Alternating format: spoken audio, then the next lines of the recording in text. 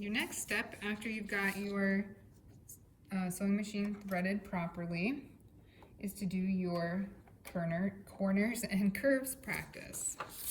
So you have this piece of paper and you're gonna follow the line all the way around to the center. So you're gonna start here. You always want your extra fabric or paper or whatever off to the left. Someone who was left-handed invented the sewing machine. So the fabric goes off to the left. So we're gonna start here. Remember, to sew, you have to put your foot down. Check your settings. Is my needle centered? Am I gonna sew in a straight line? That means no stitch width, 0. And what's my stitch length? I'm gonna bump it up to a number 3. And if you start sewing and it's not really working, it's probably because your foot is not down. So double check that your foot is down.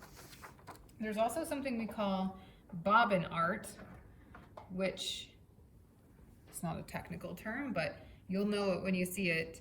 The backside gets all like chugged up and loops and knotted up, and that pretty much means that your sewing machine is not threaded right. There's something wrong with it, something small, and so it's better to just take out all of your thread and do it again. But I'm sure mine is threaded properly. My foot is down, so I'm ready to go. I've checked my settings. So I'm gonna use the foot pedal, which is just on the ground, sort of like the gas on your car. And just like driving a car, you do not gun it.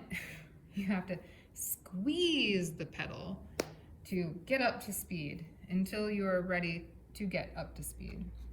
So I'm gonna hold this, and you'll feel, if you take a close look at this, there's these little ridged lines under there. They're called feed dogs.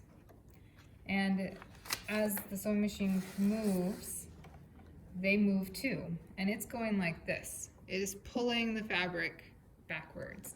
So you don't have to push it or move it or anything. You're just gonna guide it.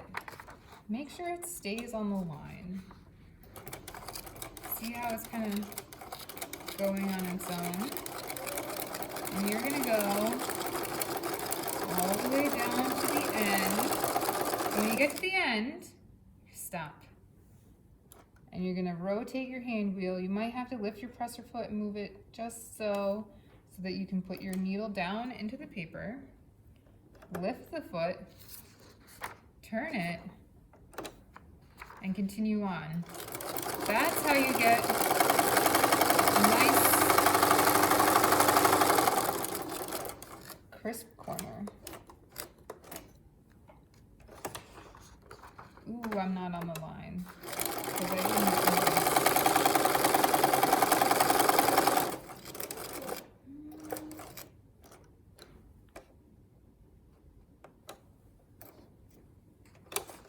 Okay, and then I would keep going, all the way to the end. When I'm done, I lift it, I pull it out, and I have these threads here.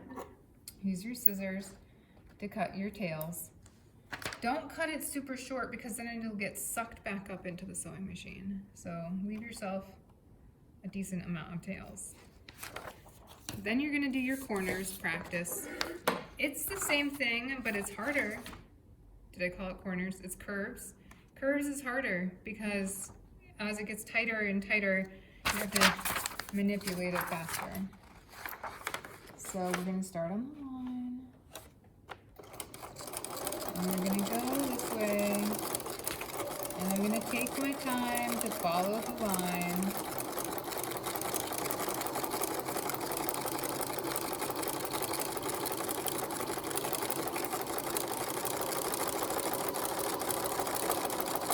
It's okay if you go pretty slow, because the important part is the practice of staying on the line.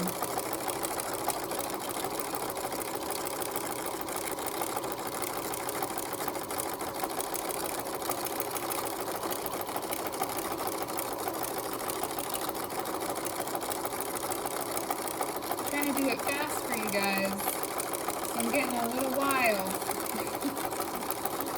But if course, you're in control of the speed of the sewing machine, so I can go slower and have more control.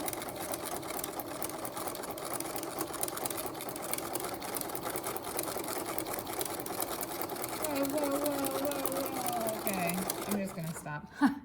And if you want somewhere in there you can practice doing reverse, remember you hold the button and it goes in reverse. And then it goes forward again when you let go. So those are your corners and curves practice.